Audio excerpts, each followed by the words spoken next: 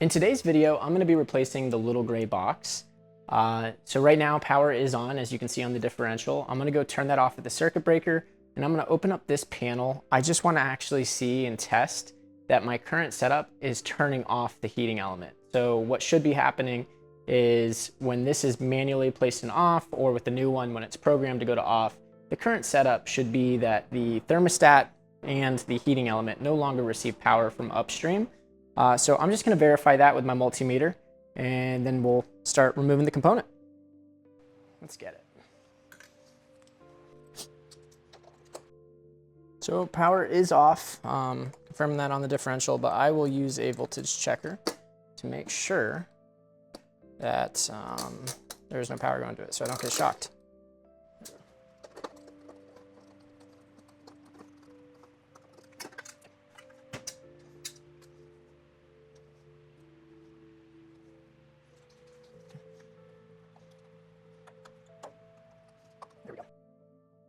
Okay. All right. So right here, what we've got, we have these line wires. These are actually I can't see where these are coming from, but I'm going to say, educated guess, that these are the load wires coming from the little gray box. So line means incoming supply, load means outgoing. So the load on this little gray box are the lines on this thermostat, and that's the thermostat right here. Here's our heating element. So before I start touching stuff, like I said, I am going to check that there's no power going to this. Circuit breaker's off, this light on the differential's off, so I'm pretty confident, but we're going to verify. And then I'm just going to throw that circuit breaker back on, and I'm going to test this heating element for power. And I can also test up here on the thermostat. So those line wires coming in, I'll test them as well, and then I'll also test the line wires for the heating element. All right, let's do this in one shot. So turn on that light. Got it set on voltage.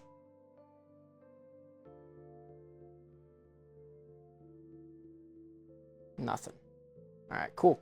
Now I'm gonna go flip on that circuit breaker, and we're gonna test it out. Okay, so I actually have the little gray box on off. So we're gonna make sure there's still no power. As a little bit, very small amount. So now let's turn that on.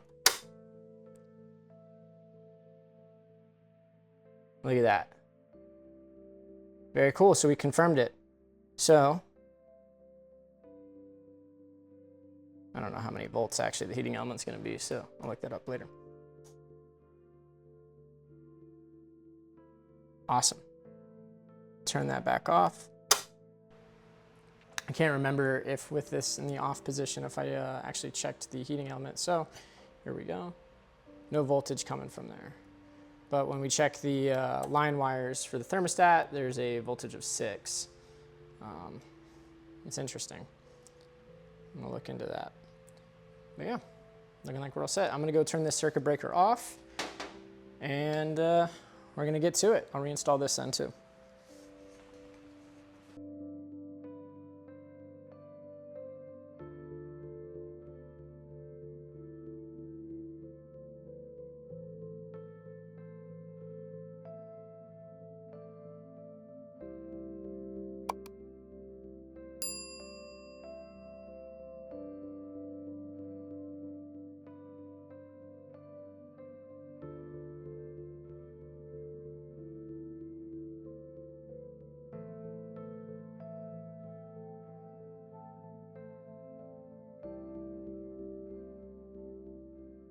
Let's go ahead and see how we get this thing removed.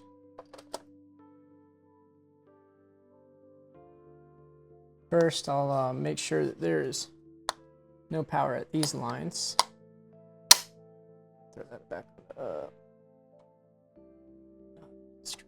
All right, so it looks like I'm gonna need to actually look up what it's called, but it looks like a square bit.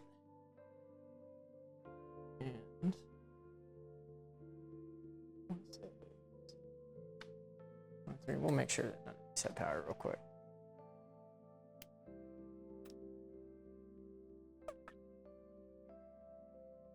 Right, nothing. We're set. Okay.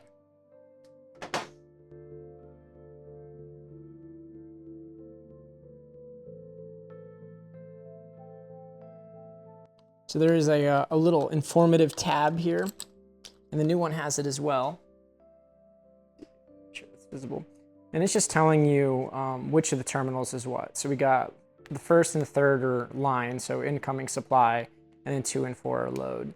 I'm actually gonna take a photo of the setup real quick, just in case. It's always a good thing to do, a good practice. So we'll start disconnecting the terminals. I already took my photo. Once all the terminals are disconnected, we are going to remove the mounting hardware.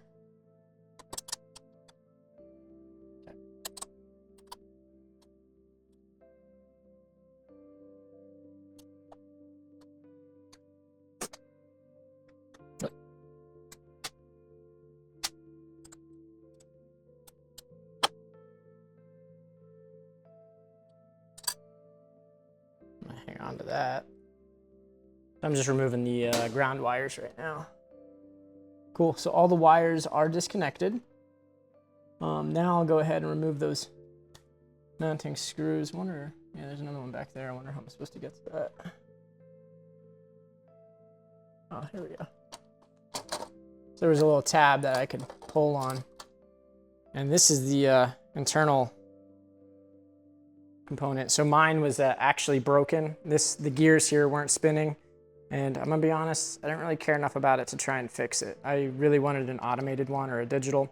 So yeah, so I'm just replacing it. Got it for about 120 bucks at Home Depot. So let's go ahead and remove these mounting bolts. I'm actually gonna show you too how mine look. Yours are probably gonna be a little bit different, but always good. Just good to know. Prepare for it. Here we go. I don't know the nomenclature for that specific bit, but I know I have it, so I'm about to remove it. Just call it a square.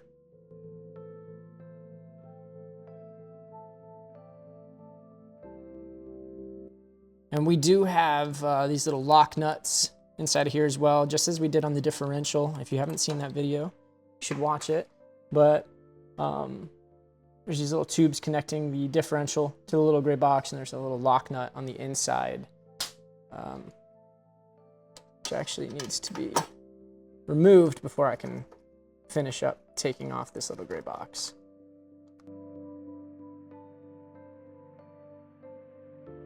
Let's remember this too. So these are different sizes. The smaller one came out of the bottom. The longer one came out of the top.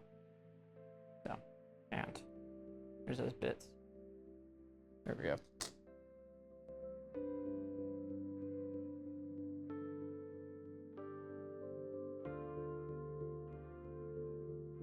Okay, so it looks like I'm gonna have to actually disconnect the wires in here as well and bring them up here. That sucks. That is so much more extra work I did not want to do today, but we're gonna do it. This is the kind of shit that happens. Okay. I don't know why I didn't think ahead. Should have known that that was gonna happen.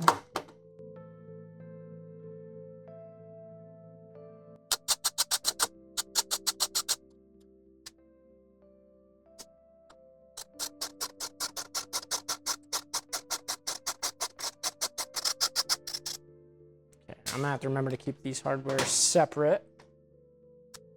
Just put those screws inside in that bucket. It's not that big of a deal, but I really didn't want to do it. Yep. Looks like I'm also gonna have to disconnect the ground. This is really fucking unfortunate. I'm gonna check out the new one before I disconnect this ground, because they just have it stripped in the middle. So I could just clip it and separate them. There we go. Okay, so now I just need to identify which of these is incoming from the circuit breaker and which is load going to the thermostat. So what I'm gonna do is I'm gonna make sure none of these wires are touching. I'm going to cap off the wires going to the differential, just so that they don't spark or touch the casing, because I'm not going to be testing these guys. And then I'm also going to cut this ground, and I'm going to make sure that it gets, both of these are going to still get attached to the new ground screw, but I'm just going to make it look a little bit cleaner. We're going to test these out. So I'm going to have one on the ground, and then I'm going to check the first black wire. Voltage of 5, 4, voltage of 5, okay. Okay, first red wire, and I just did both black wires. First red wire, 120 volts. Second red wire, 120 volts. So the red wires are my line, and the black wires are the load. And so the black wires are going to be going to the thermostat, and the red wires are coming from the circuit breaker. Circuit breaker is off. We're going to double check that none of these wires have a current. First black, second black wire, okay. Red wire. It's a very small voltage. I looked it up. That's something called like phantom voltage. It's like picking it up from another energized wire. Since these are the live wires that have it, that are showing that, it's probably something back at the circuit breaker, but it's not enough to shock you. So, yeah, very cool. Let's go ahead and start getting this shit removed.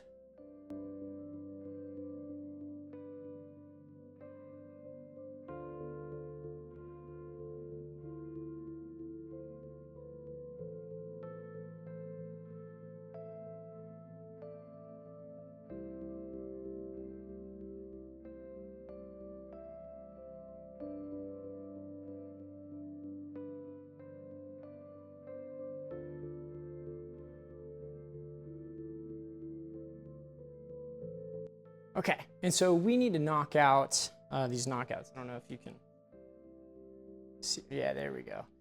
So these little knockouts we're gonna have to get for my setup. It's these two. I'm gonna knock them out. I'm gonna do a little bit better than I did with the differential. One hand. Oh, fuck you. So we're using a hammer and a flathead. We're just gonna lightly tap it. Okay. Now that that's in there, reposition.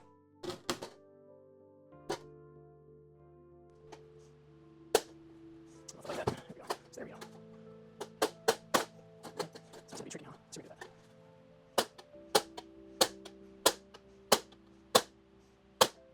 Get the hell out of town. What's going on?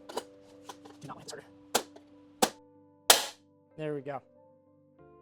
That one was a little bit more stubborn, but now that we've broken them in, we can go ahead, open this back up, and just pull them out.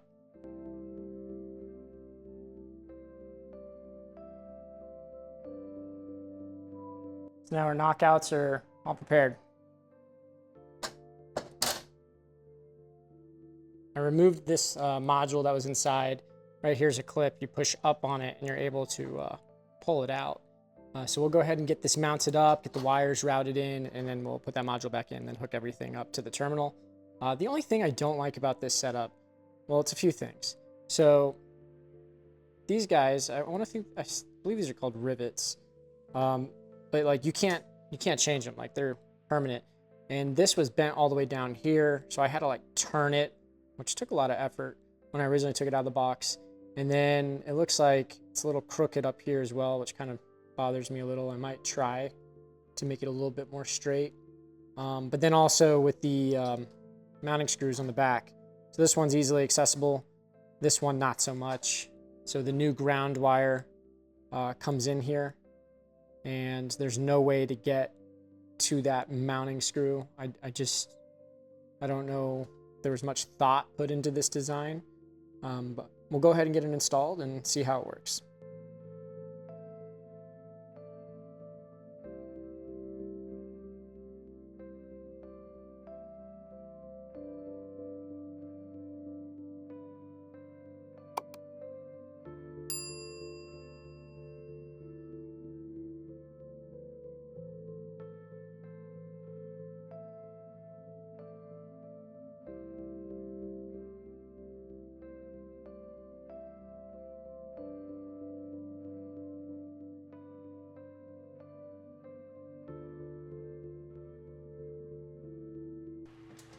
Now remember, we need the longer screw. I guess I could have shown you any screw at that point. There we go. So we're doing longer up top.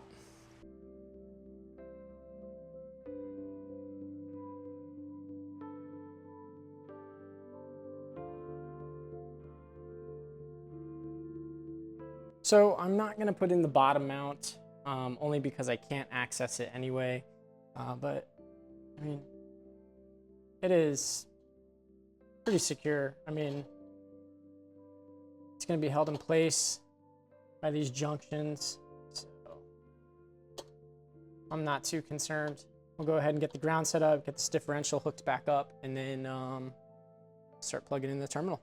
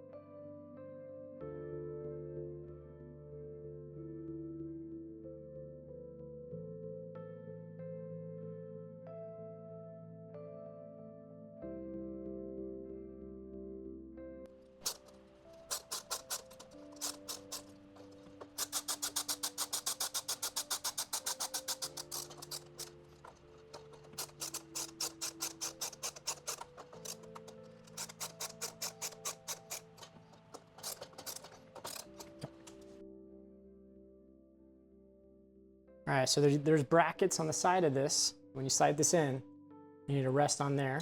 And then this clip is gonna hold up here. So.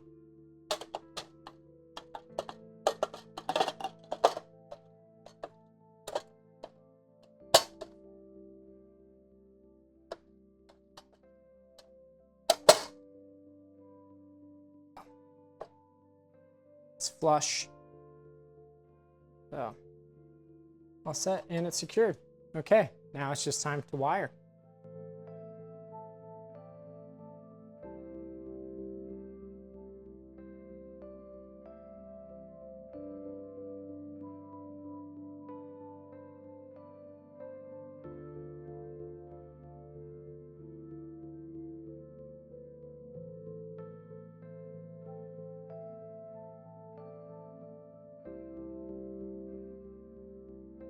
And these were the jumpers that were provided with the new component. So I'm putting this on terminal 3, and we're going to jump it over to terminal 1.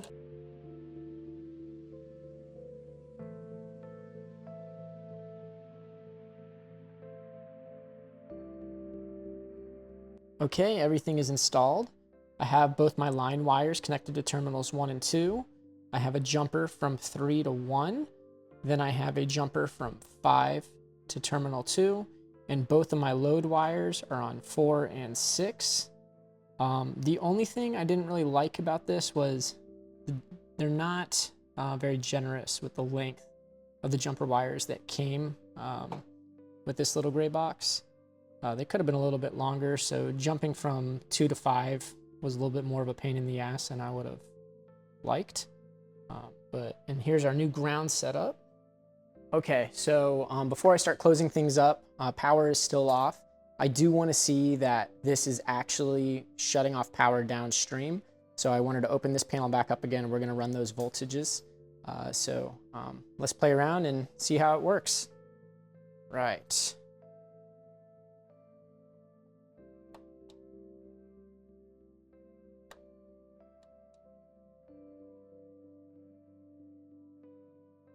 Okay, everything's installed. I did get kind of tripped out by this bit though. So this won't turn on right now, even though power is onto it, because I guess something to do with this battery is, I guess maybe something back here is only functioning on a battery, even though there's power coming to it. So as soon as I throw this in, it'll stay on for good. All right, so battery is installed. I thought it was broken, to be honest. I'm not a big fan of that setup. Now when I do this, load power comes on, and let me see. I'm gonna move this over so you can, about to shoot these wires. Shooting lines 1 and 2. We have 240. All right, let's see. Thermostat has 240. Okay. So now I'm going to turn that off. Let's see. Awesome. So it turned off power downstream. So when this light is off, no power is coming downstream. So this heating element isn't getting anything. And it's just some residual phantom voltage on the thermostat. So we'll turn that back on.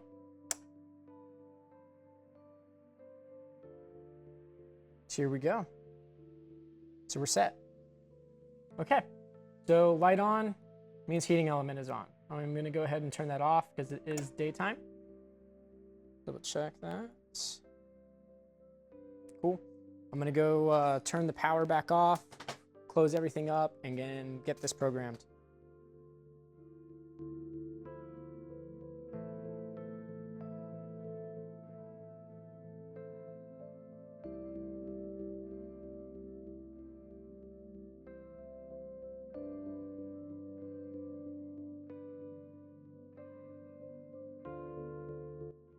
We're going to add this cover up here.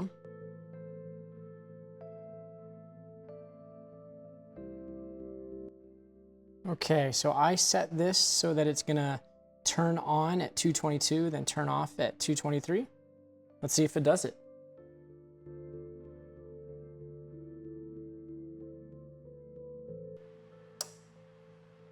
Awesome. Okay, now we're just going to wait until 223 and see if it comes back off.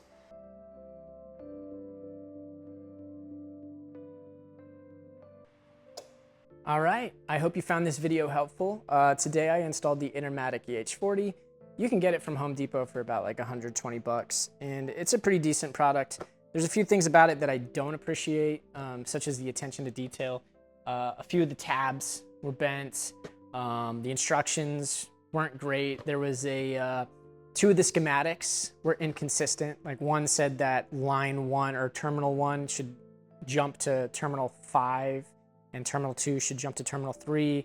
And then in the other schematic, the one that I followed, it says terminal 2 should jump to terminal 5 and terminal 1 jump to terminal 3. It doesn't really matter. They're interchangeable, but it's just that attention to detail that really bothers me, especially when you add on top of it so many other things like bent tabs and then the access to the mounting holes.